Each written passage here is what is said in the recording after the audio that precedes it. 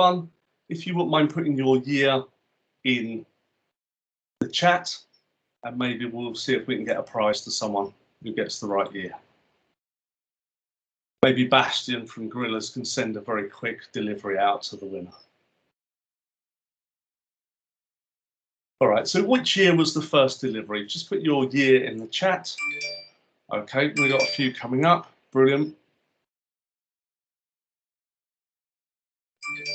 Welcome to those that have just arrived at the webinar. We've got a cracking hour lined up for you. If you're not speaking today, if you wouldn't mind just going off camera, because it'll make it a better experience for you. Someone's just put 1940. I'm not sure that was right. All right, let's have a quick look and then we'll crack straight on with our webinar. Okay, I can't read all of those, but I am intrigued by 1940, 2000. Lovely. All right, the actual answer is 1995. So these were the Flanagans who had a partnership with Sainsbury's all those years ago, way ahead of their time. So good on them. All right, let's crack on with our webinar for you. We've got a great hour lined up. This is your panel for today. We're going to start with Russell Sylvester from Nielsen, who's going to talk about trends. Then we're going to do a 10-minute interview with Bastian. He's from Gorillas. Then we're going to move to Andrew Grant. Andrew used to be a Tesco buying director and is now our negotiation guru. Then we're moving to Andy Palmer from MBM, who's our category management guru. And then finally to Jürgen, our fifth speaker. He's going to talk about European neighbours. And then we should get about 10 minutes at the end for questions. What we might do after each speaker, if time allows, is put some questions in the chat. We'll put it to our speakers and see if we can answer those as we go. We'll see how we'll see how time goes. All right. So, with no further ado, let's move on. So, Russ, you've got 10 minutes to share your wisdom on rapid groceries with the attendees. Okay, thank you. So welcome everyone, and Daz, thank you very much for the invitation. So I just want to kick off to show you how exponential the growth has been within online versus on in-store. So we've got some big European countries and worldwide countries here showing the rate of growth versus the growth in-store. So this is online value growth versus offline. So as you can see in the UK, online growth is currently growing at 11.1 times higher than the in-store growth. And you can look at other countries where, and you can see what other countries where it's higher than that and lower than that. So Australia is slightly behind the curve, whereas India is massive at 15.7%. Next slide, please, Daz. So just to give an idea of the trajectory of the growth that's happened. So pre-lockdown, 7% of all FMCG in grocery malts in the UK was online. So online was worth 7%. Then we hit lockdown, and then a peak within lockdown, it hit 14% share of the UK grocery market. And then what we're predicting is that by the year 2023, it'll hit 15% growth. So obviously you've had an exponential growth with lockdown. It's dropped down a little bit slightly, and then we see that to where it's maintained some. We also see that growing further, taking it to 15%. Next slide, please, Dan. So 50% of the online growth has been switched from in-store. So that's just a straight swap. So there's no incrementality there. It's just they switched spend from in-store to online. And then there've also been some switches from discounters to grocery malts online. But of this growth that we've seen in the UK, 39% of this is actually incremental to online. So what's driven that is 26% of it is due to more shoppers, due to shoppers spending more, and then 13% of it is to new shoppers adopting online. Next slide, please. So we just wanted to show you where this growth has actually come from in terms of kind of demographics. So we didn't go too mad on it. So we've just done ages, really. And what we can see here is that the younger population has already kind of adopted online and seem a bit more au fait and comfortable with it. You can see that the highest spend, in fact, comes from age 45 to 64 at 2.6 billion. But what was quite remarkable was that, and I think we coined the phrase silver shoppers because they're over 65. So the projected households of over 65s that were shopping online was 1.9 million. and that jumps up to 3.6 million. So their spend went from 0.7 billion to 2.4 billion during the pandemic. And I think, you know, logic would suggest that it's the older shoppers that do prefer to go and walk around the supermarket, have a chat with the checkout operators, talk to the people behind the deli counter. To them, it's more of an experience than a necessity. Next slide, please, Daz. So how retailers are going to manage the cost. So there's just a little diagram here that shows who pays for this. So where the customer pays for the delivery, it tends to be where there's a faster fulfillment because the customer's paying for that fulfillment. Where the retailer pays, the fulfillment is slower. And retailers are really going to have to try and balance how they manage that cost. So what we see is that retailers are going to have to develop multiple options to fulfill the needs of these shoppers. So for example, you'll see retailers that are partnering with Deliveroo, for example, and Uber Eats to get stuff out really quickly where the customer pays. And then during the course of the pandemic, what we saw is that a number of for example, Tesco supermarkets quickly converted to click and collect. So there was a way for them to enable online shopping without having to invest in warehouses, delivery vans, etc. And that's kind of where we see this going. But we do think there is a balancing act because there's a lot of value in each of these buckets, and a retailer is going to have to try and play across all of these. And of course, we're still going to have price sensitive consumers that still want to shop online. So there's going to be a bit of a balancing act with how they price for that. Next slide, please, Daz. So this is my last slide. So there's still a few barriers to overcome. So what we've seen is there's been a switch to online due to necessity, and there's still a number of hurdles to overcome in growing with this. So to sustain this kind of growth, these are the main challenges. And this has come from our home scan panel where we've surveyed them about the barriers and their concerns about shopping online. So 22% of it was trust. So there's you know, that's nearly it's just over 1/5 of 1 in 5 shoppers are concerned around the trust in terms of comparing prices, because what they like to be able to do is look online and then shop in store, some people. Also, this is quite a big one actually, is that 58% worry about substitutions. So you're relying on someone else potentially. You know, my son does home shopping at Tesco's when he's at uni. You know, if you've got someone that's trying to swap out a pak choy for something else for a dinner party, you know, my 20-year-old son might not know what you want instead. So there's also a way to come through that. 64% also want to check the product and the quality of the details. So they like to read the pack, look at it, evaluate it. So you'd often see someone in store holding a product and they're on their phone. That's what they like to be able to do. And I think the middle bit in terms of experience definitely comes from the older generation, the older demographics, is they don't find it easy to browse online.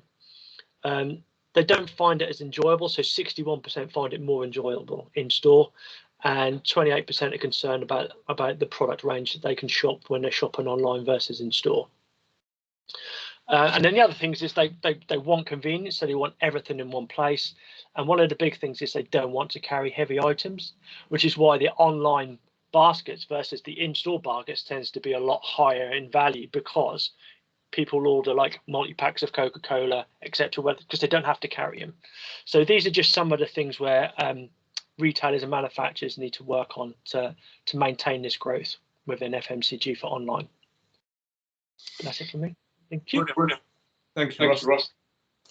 All right, let's see if we've got any questions for you, Russ, before we move on and talk to Bastian from Gorillas. So if you've got any questions, please put them on the chat.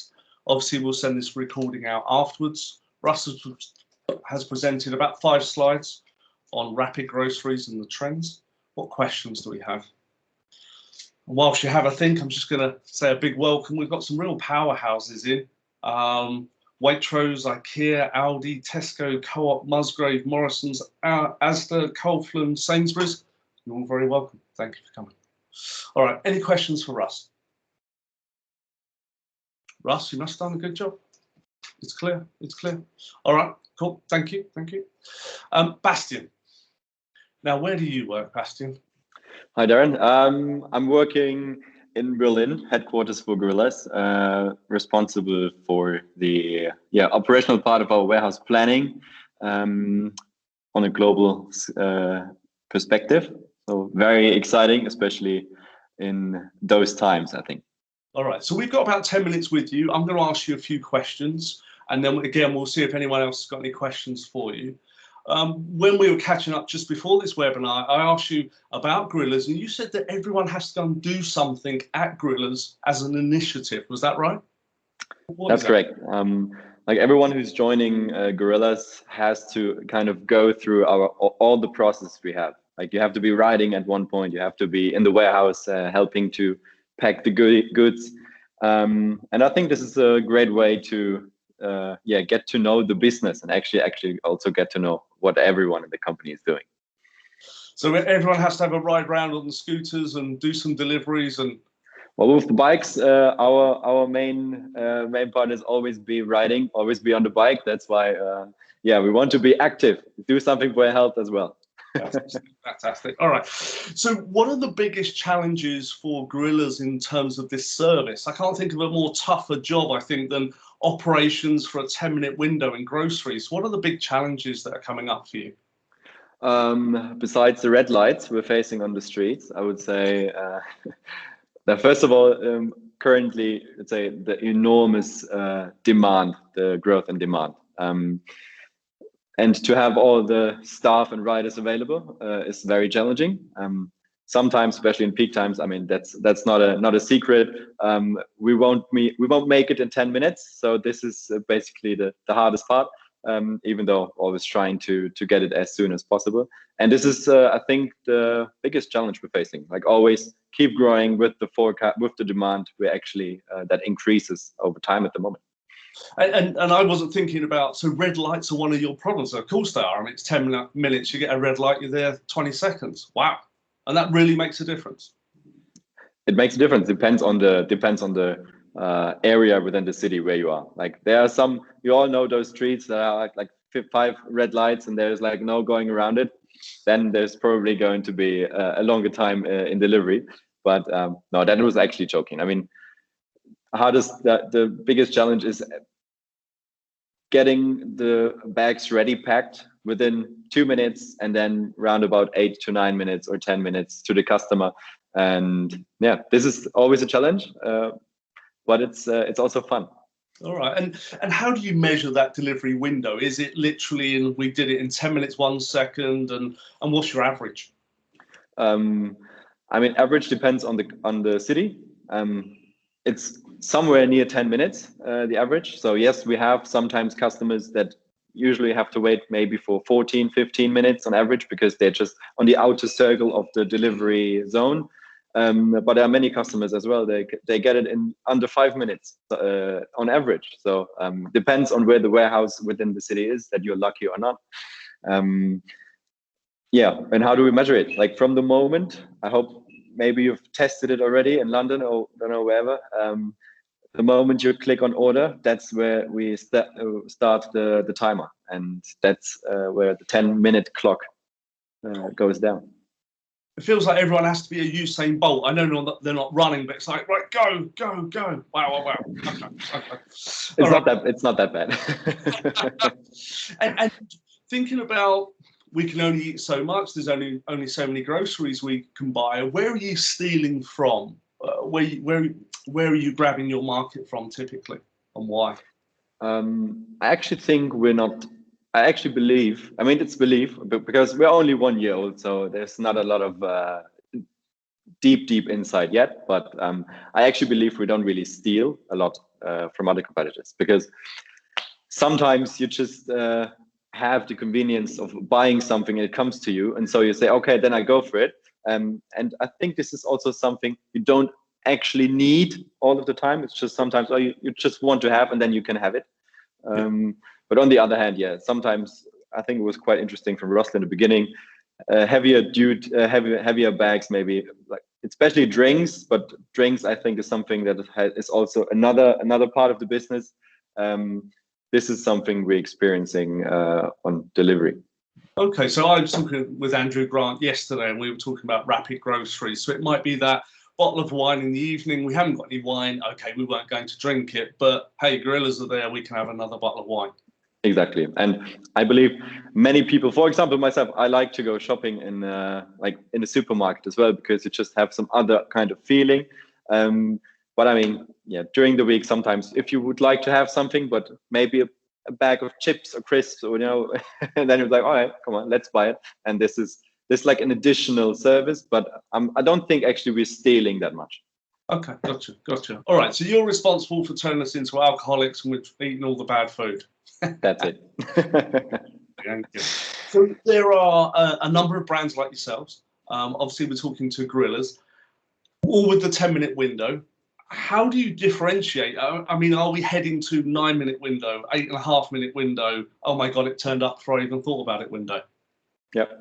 I mean, in the end, differentiation is the brand. I think Gorillas is the coolest brand, to be honest. 100% sure about that. And differentiation is, of course, always who is faster. Main topic. Who is reliable on getting that groceries within the 10-minute window, and this is the main differentiation. Not obviously also the products we offer, and the size of the bucket you can have in the end of different products we offer. But yeah, in the end, everyone tries to do round about the same thing, but I think the brand is the most important differentiation, where I think we are on the good side. Yeah, because Russ talked about substitutability and trust, and I guess that's where you really, someone places their first order with Gorillas. If I get what I want in the time I wanted, they're going to come back again and again, and if they don't, you've lost them. Exactly. Hopefully that's exactly the case. Yeah, I bet. All right. And what about the customer demographic? Who's typically buying from Gorillas? I mean, at the moment, not a secret. I mean, who's using phones, mobile phones, who's using smartphones? Like the group between 18 and 35, 40 is online. Even though I would say probably you also have my opinion, like the older generation, they would like benefit most of it, but they're not online yet. So let's see what the future brings. But currently 18 to 35, that's the demographic we were speaking of. And probably most of the time you're working all day, and you go home and maybe you're not that much into going to the supermarket anymore. And then Gorillas is your case, I would say. But yeah, so like we need to see what's going to happen in the next 2 or 3, 4, 5 years.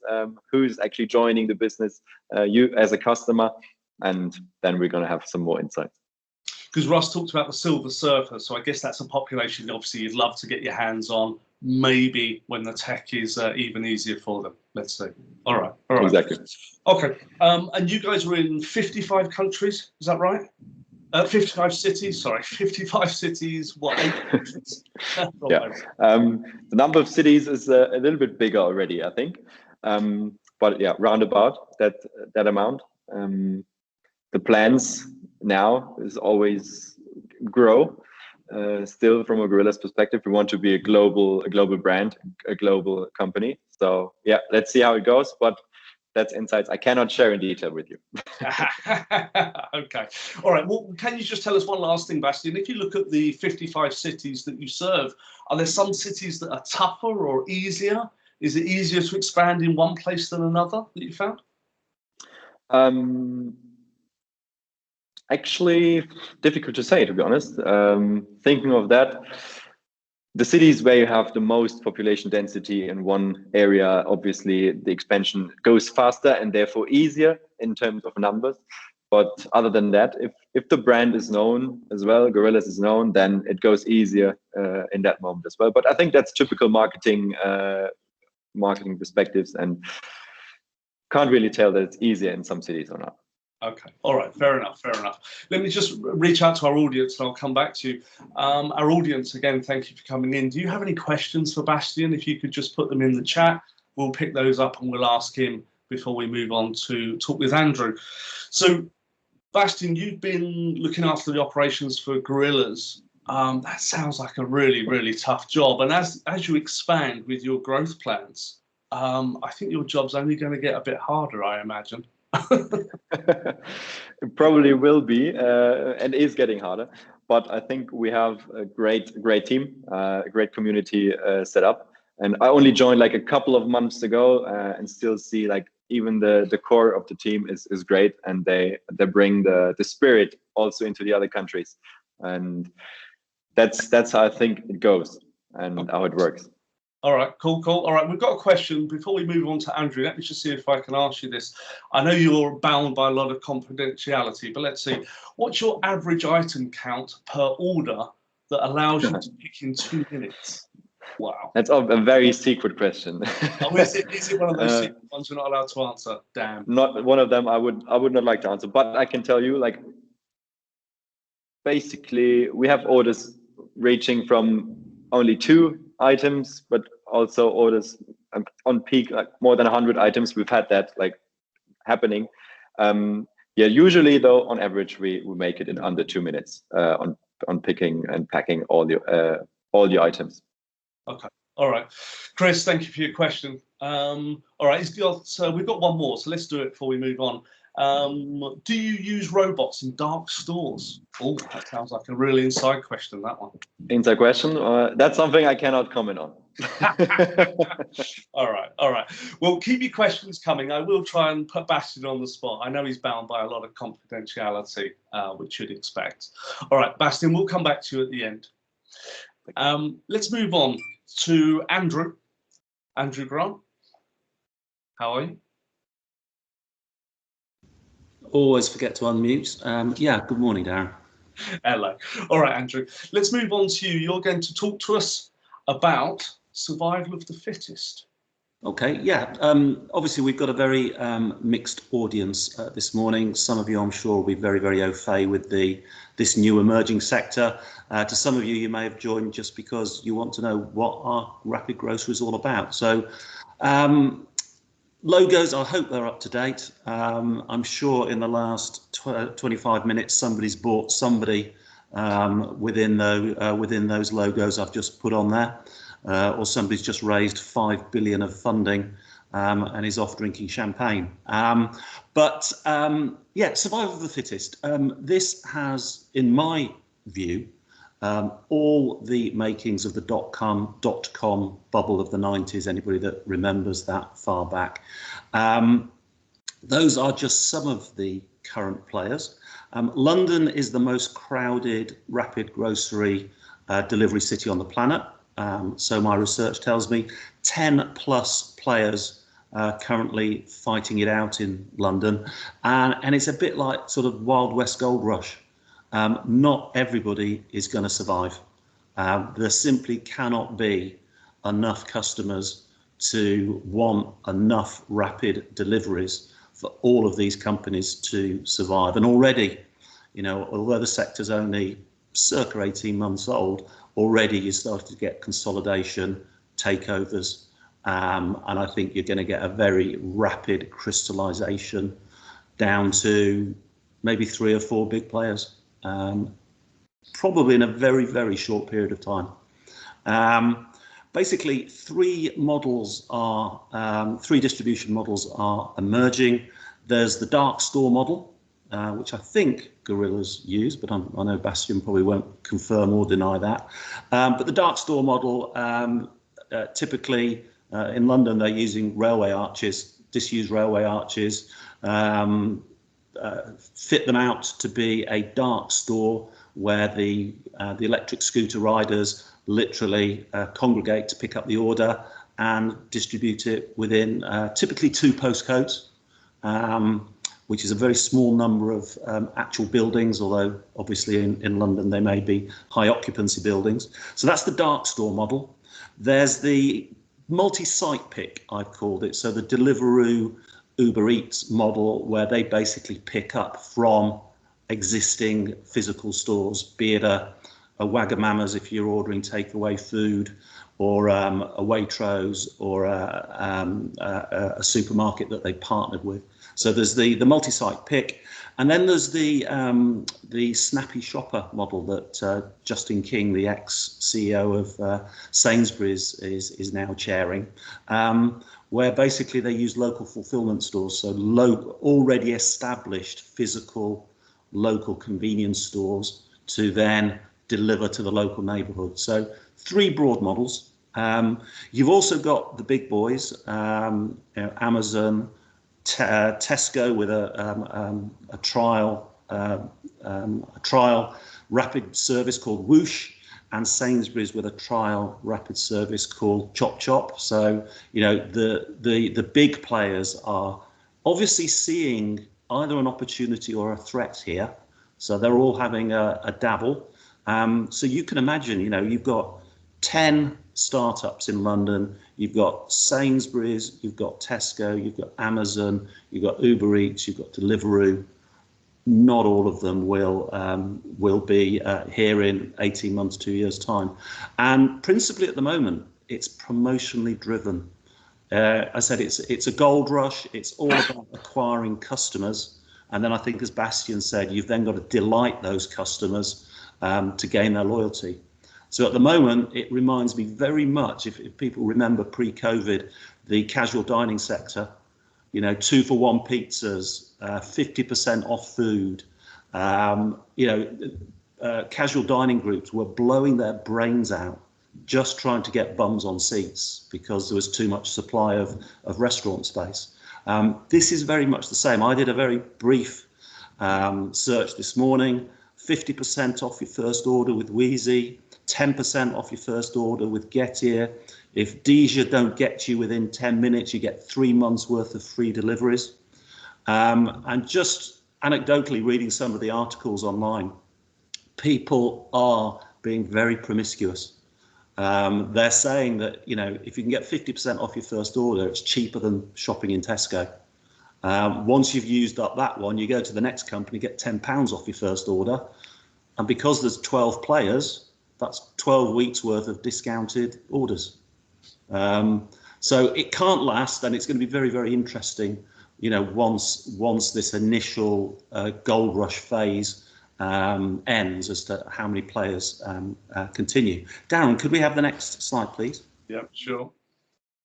Yeah, just try and put this in numbers, because there's some headlines out there, and I think Darren put out as part of the advertising for this is, you know, could rapid groceries be, you know, 50? I think there was a stat saying they could be 50%, represent sales of equivalent of 50% of Tesco's sales. That would be like 26 billion. You know, I don't see that. Berenberg stockbrokers reckon 4.4 billion will be the size of the rapid grocery sector in 2025. That feels about right. It'd be about half the size of the Co-op.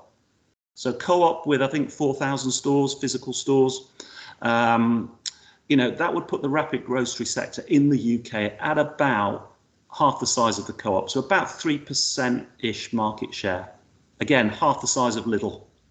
That feels about right for 4 years' time.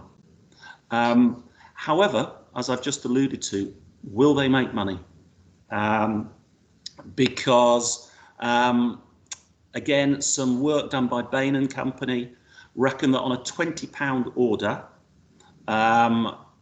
players, even an established operation, will make a £9.80 direct loss. Now, I know Bastian won't comment on that, and nobody would comment on it, but that's the work that Bain and Company have shown. And if you think about it, £20 is, you can still buy you can still buy quite a lot of items for £20. You know, depending on what wine you like, if you have an ordinary, you know, an ordinary bottle of wine, £7-8. Some crisps, a couple of pounds. Maybe you've run out of paracetamol once you've drunk all the wine, another £1 or so.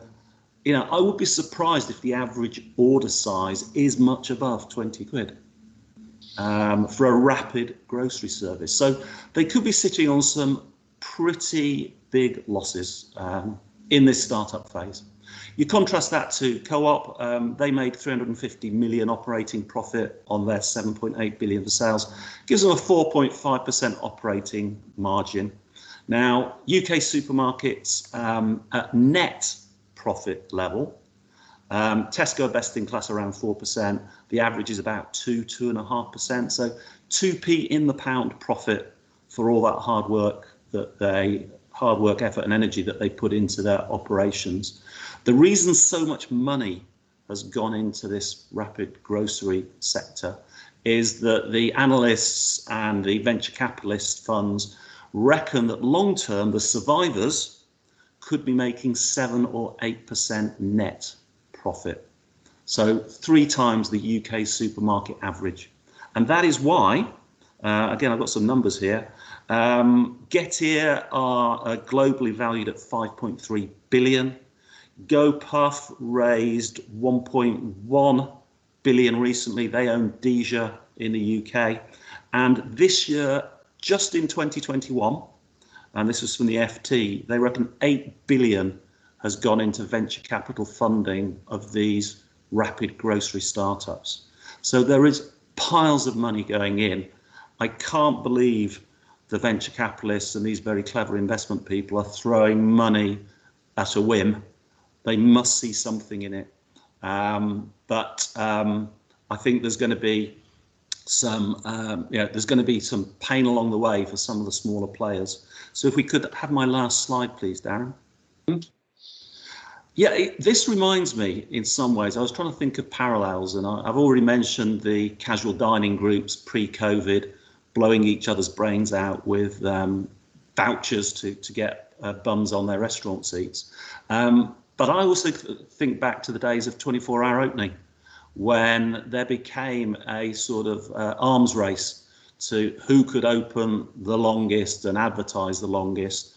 And on the face of it, it was a fantastic idea because the stores were already there. They already had staff at night filling. The freezers were running, the electrics were running. So actually, why not just stick somebody on a checkout and be open 24 hours? But guess what? People didn't want to shop at 3 in the morning, or not enough people wanted to turn up at 3 o'clock in the morning and do a decent sized shop. And it lasted about 18 months and then very, very quietly started to get ramped back and down, so that now typically, you know, it's 8 a.m. to maybe 10 p.m. So, you know, I think Bastian put it quite nicely, you know, do you want or do you need a delivery in 10 minutes? And is that sustainable from an absolute demand perspective? Going to be very, very interesting. Basically, quite interesting, an article I read earlier, you know, they say the winners in with 3 or 4 players. And the phrase I liked the best was it's the biggest capitalized who can afford to bleed the most will survive. So I think a lot of money is currently being lost in the rapid grocery sector. Nobody clearly will admit to it. But those that are the biggest capitalized, the best financed, will survive, and there will be a future. As I said, I think, you know, maybe 3-4% of the UK grocery market, you know, 4.45 billion pounds in 3 years' time. That's a decent amount of turnover to go after for 3 or 4 players. So I think there is a future. You know, I unfortunately live out in the middle of nowhere, so I tried to get a Gorillas delivery, but unfortunately, Bastian, you need to move another 50 miles north to get me. But I'd love to try it. And next time I'm in London, I may. So that's me. Thank you for your time. Excellent. Thank you, Andrew. Very insightful. All right, we're going to move straight on because I'm just conscious of time. We're going to move over to Andy with a couple of slides for a moment. Andrew, only you would think of going round each of the 12 brands to get the offers every week. Only you. But it's brilliant. All right. If I could only access them out in deepest Hertfordshire. Lovely. All right, Andy. Andy works for MBM. Andy is our category management guru. Andy, we've got a few minutes with you, if that's all right. Okay, all right, a few minutes. All right, Darren, thank you. I think this is a really interesting one to come at it from a really purist category management point of view, because actually the playbook doesn't typically transfer. Traditional category management does not work from the click point of view like it does with the brick point of view. Those elements that we've got in store are going to change, and in which case we've got to react to it. For those of us that are responsible for satisfying consumer wants and demands, it's going to be a really interesting time.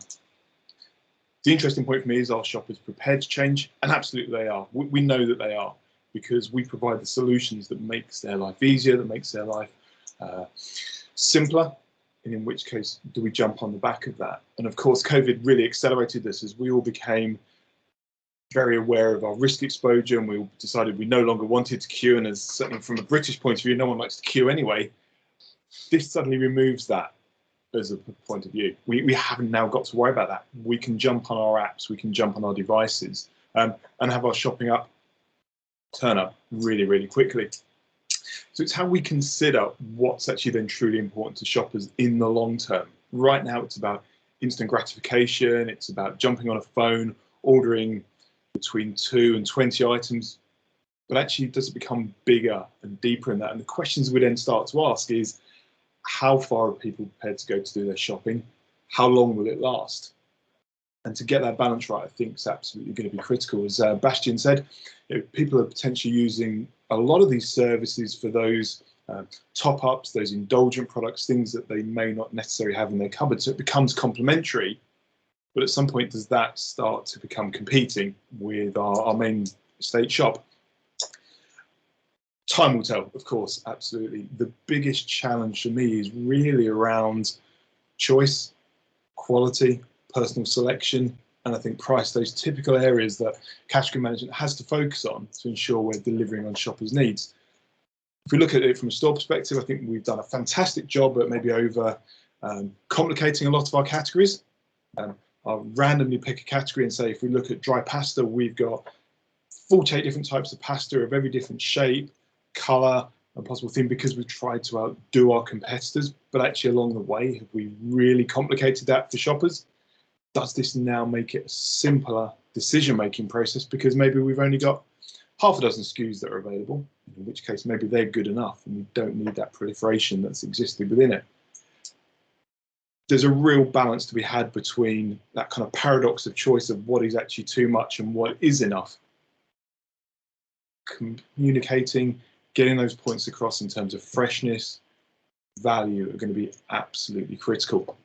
Once we've got that, I think we're very much into the realms of sustainability. As Andrew's just said, what do shoppers truly want and how can we deliver on that? So I think we're in a transitional phase. That's a very good thing. Shoppers are clearly up for that and have demonstrated that through COVID. It's now how we embrace it and deliver on those consumer requirements. Darren, let's go on to our next slide. I realised this slide became quite outdated earlier. I wrote this slide, I think, maybe last week, and I was talking about, is 15 minutes quick enough? I've already heard 10 minutes, 2 minutes, 5 minutes over the last 20 minutes. So I'm thinking my slides already become out of date. And it's an interesting one because as they're trying to outdo each other,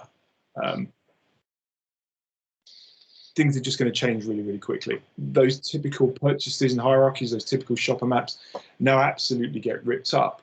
But as our role of category managers, what can we do to make sure we're delivering on shopper requirements? Yes, we've got issues around choice. Does narrower choice become better? How do we then communicate price? Because there's, as Andrew said, there's some big investments going on from venture capitalists. At some point that reduces and the profitability is going to become absolutely critical. What does ultimately become the cost? Either it's the cost to local neighbourhood stores, local communities, or is it become the cost gets pushed back to the shoppers, in which case do we then start going back to our normal shopping habits of in-store? And again, only time's going to tell.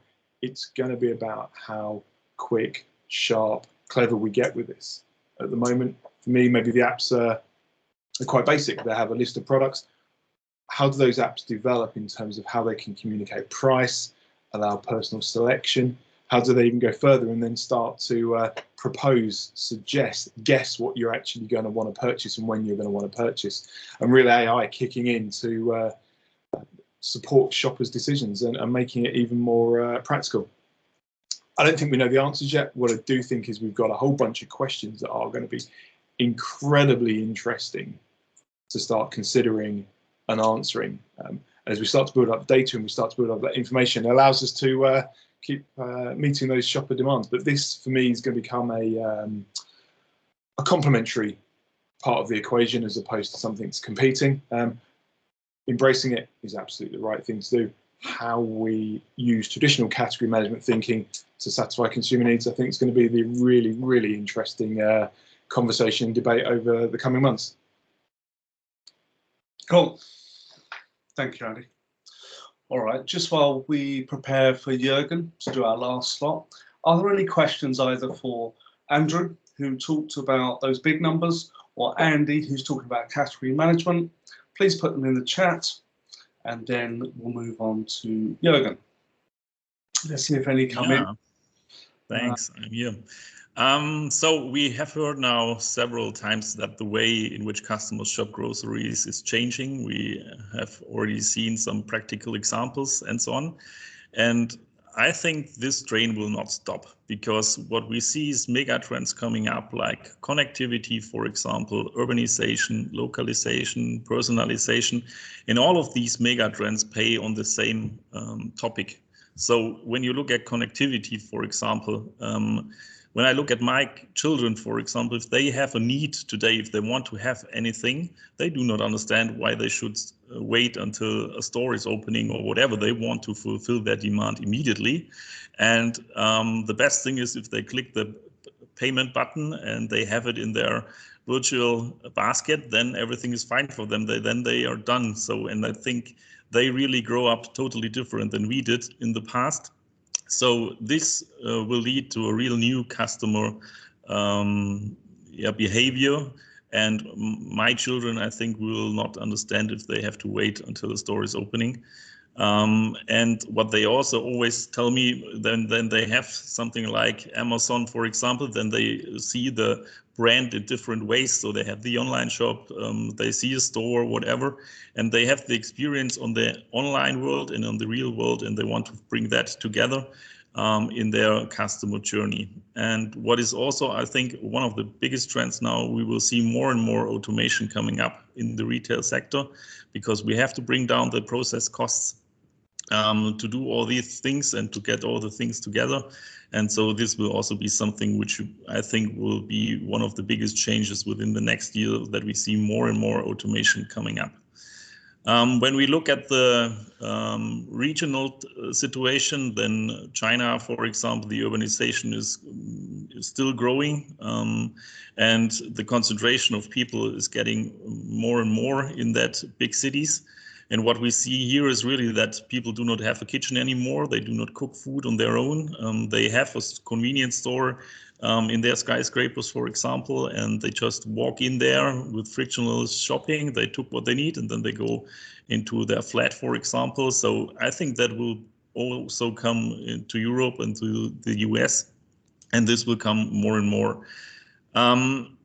Due to the pandemic, I think there was also one trend intensified, that is localization, neighborhood markets, sustainability, bio and fresh. And I think that also changed, and we have seen that already before. So the people want to have food out of their region, fresh food, and they want to shop directly next to their house or flat or whatever. So I think this is also something which we will see more and more coming up. Smaller convenience stores with fresh food, just walking in, grab what you want and go out again. And as a point where we see the differentiation between online and bricks and mortar stores, for example, I think personalization will be also something important. Bastian mentioned it, he likes shopping because there his emotions, for example, can take place. He can see what he wants and so on. And I think this will be also a very important thing, that the trading up will not stop. This will go further, and I think we will see more and more stores which really are like enjoyment markets where you love to spend time. And I think that's also important to show here. So the corona pandemic has really speeded up some of these trends, and it has shown which concepts can really work in practical life. That was very important for me to see. Online fulfillment has grown. We have seen the figures before, and it's become a commonplace because everybody was forced to try and to experience something new, sitting at home in quarantine, for example, and try to buy something with the door delivery, and the expectations normally were overfulfilled. So the customers started to try it again and again and again. And they have really accustomed to have multiple routes for the last mile delivery. They experience what works and what fits to their needs. So, and I think that was the main drivers of the pandemic too. So this journey is just the starting point, I think. So let's go to the next slide to see what happens across Europe or across the world. I think I do not have to talk about Amazon Go here. That was seen everywhere. You see here different concepts for 24/7. The naming is not 100% defined now. We heard different names for different concepts. The grab and go concept is, from a technical point of view, I think the most difficult one and the most expensive one. But there's a lot of things going on there with trial stores, with startups coming up and burning hundreds of millions of money, I would say, up to now.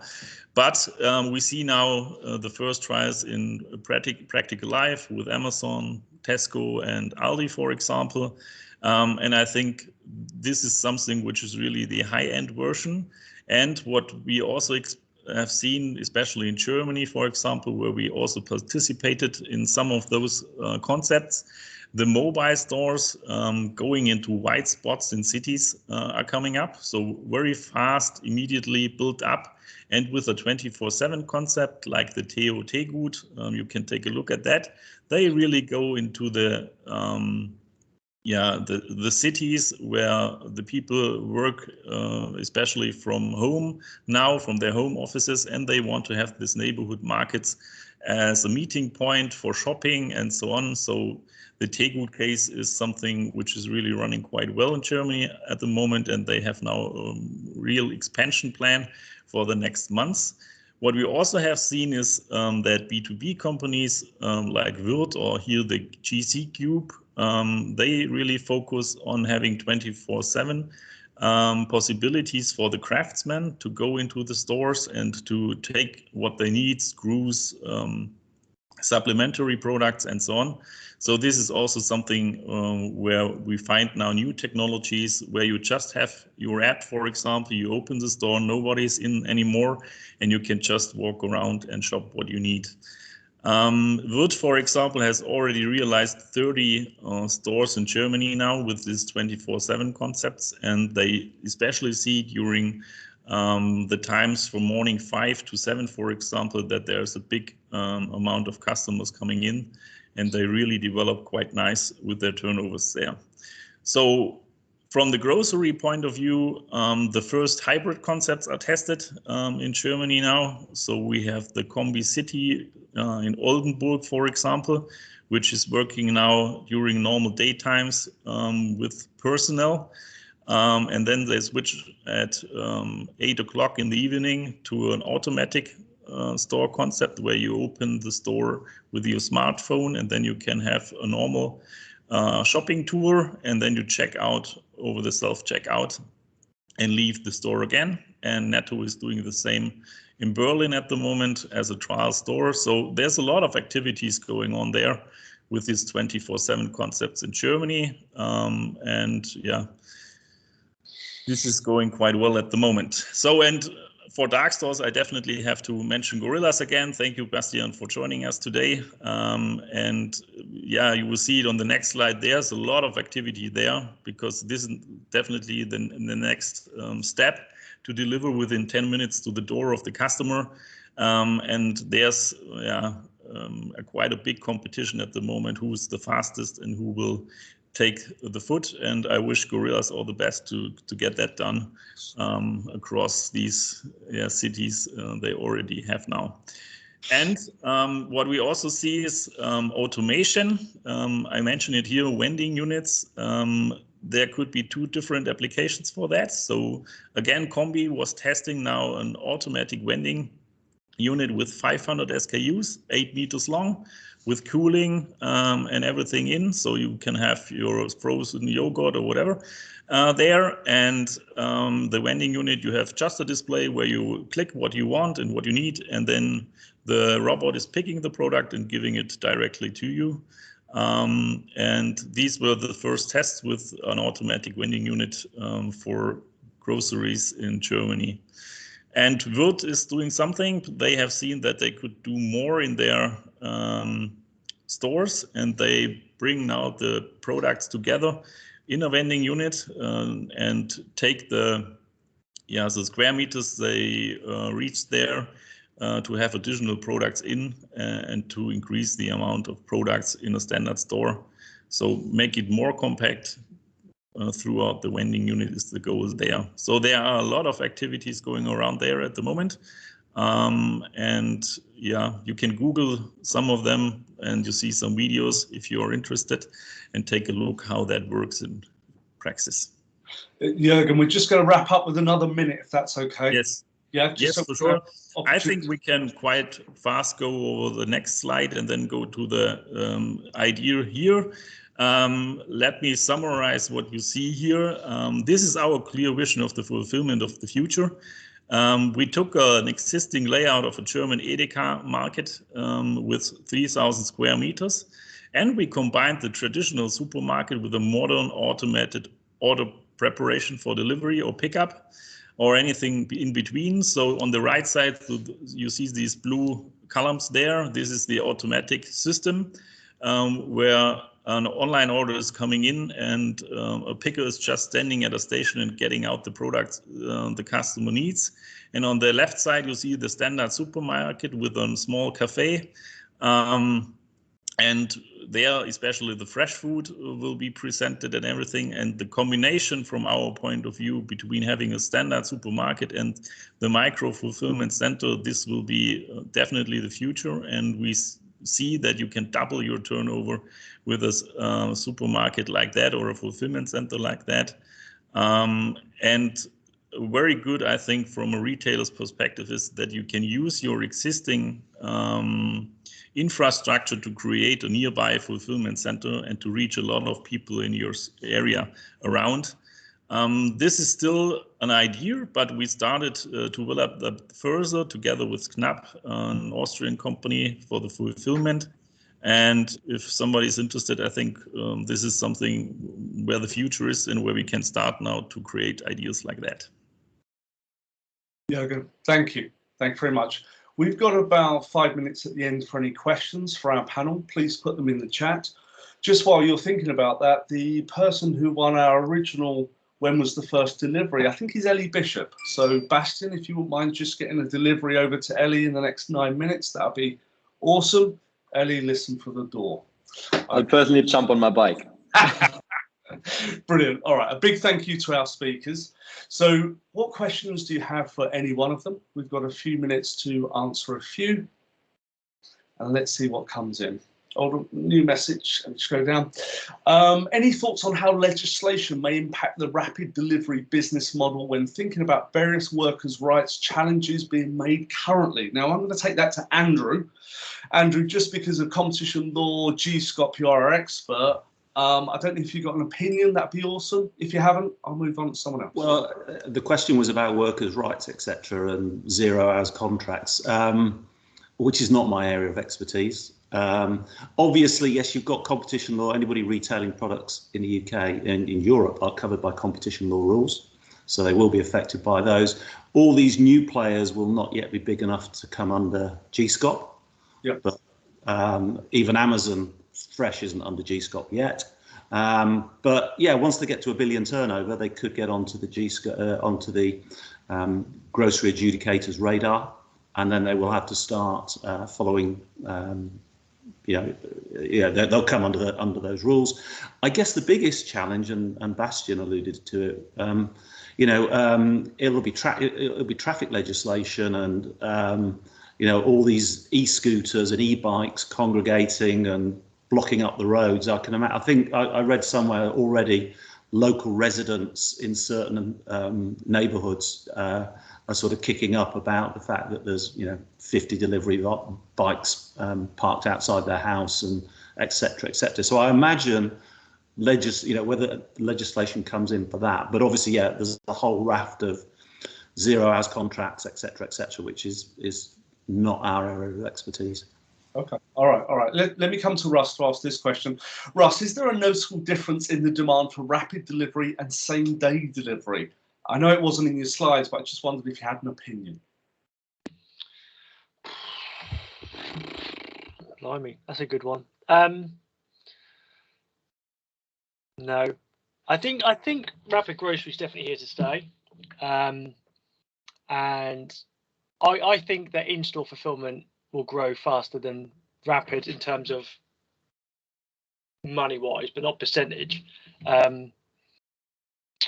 No, I think rapid growth would grow massively if we could move it into other demographics rather than the people that are just glued to their phones all day. Is how I would see it. I think we need to make it easier for the older demographics to use it. I think there's I think an interesting between that same day delivery that's typically used for regular and staple products versus the rapid stuff within 10 minutes is more for the, let's say, indulgent or discretionary products. And there's that real balance, and we're talking about that complementary system. Both will grow. To what level is going to be really hard to forecast right now. All right, let's come to Bastian for this one. Now, he may be bound, but I'd just like an opinion if you were Bastian. What are you forecasting in terms of growth or decline over the next few months for rapid delivery, given the pandemic is hopefully diminishing? Now, maybe not from a Gorillas point of view, but just an opinion. What do you think as people emerge from this damn pandemic? To be honest, I don't see it that much connected to the pandemic. For example, Gorillas only started after the pandemic. It's like after the first big peak. So I feel like the demand will grow even after the pandemic is over. And yeah, but only beliefs. So can't give you a correct answer on that. I don't think it's that much connected to the pandemic. Okay, all right, fair. Let's just come to, I think it's Andrew. What's the difference between a dark store and a light shed? Now, I imagine a shed hasn't just got lights in it and a dark store hasn't. Andrew? It was one of the other Andy's slides, but yeah, no, dark store shoppers can't go in it. It's a warehouse, it's a railway arch, it's where people pick the order to then get it delivered. A light shed is your, I imagine, Andy, and he'll nod if I'm right, is your normal supermarket, where nice light area where you do your own picking. And I know many times when we've done our webinars, Darren, you know, the fact that we managed for 50, 60 years to persuade people to go into a big shed and do their own picking into a trolley, take it all out of the trolley onto a belt, take it off the belt, back into a trolley, put it into their car, and then bring it home is just unbelievable. Stroke of genius. An industry grew up and trained the population to do that. Because if you pitch that to the public today, they go, no way, just deliver it home. Andy, anything to add? Just make sure we answer this. No, nothing to add to that. I think the interesting part will be those massive hypermarkets, those big, huge square foot stores that have the option then to convert to be part dark store, part light store. Light store, we physically go in. Dark store, we then converted to that micro or macro fulfillment centres to service the local community, and how they convert those big sheds, for want of a better word, could be very, very interesting to make use of that estate that some of certainly the big multiples are sitting on. Okay, all right, cool. Any other final questions before we leave? Because I'm aware we're over our time. Let's just give them 30 seconds. Whilst they're doing that, a big thank you to our speakers. So we started with Russ from Nielsen. Big thank you, Russ. Then we had an interview with Bastian from Gorillas. Big thank you. Andrew Grant, our negotiating guru for MBM. Thank you for your insight. Andy, our category management guru for MBM. Thank you. And finally, from Wanzl was Jürgen, who looks after shop solutions. Big thank you to all our speakers. There is, we've got some clapping going on, which is fantastic, thank you. We've got a sustainability webinar coming up. We're being joined by Steve Lister, who I know is attending today, and also we've got a number of other speakers that we're just gauging to bring in. All right, so thank you all. It's Friday, have a great weekend, and if you need a rapid delivery, Bastian's your man. Take care, everyone.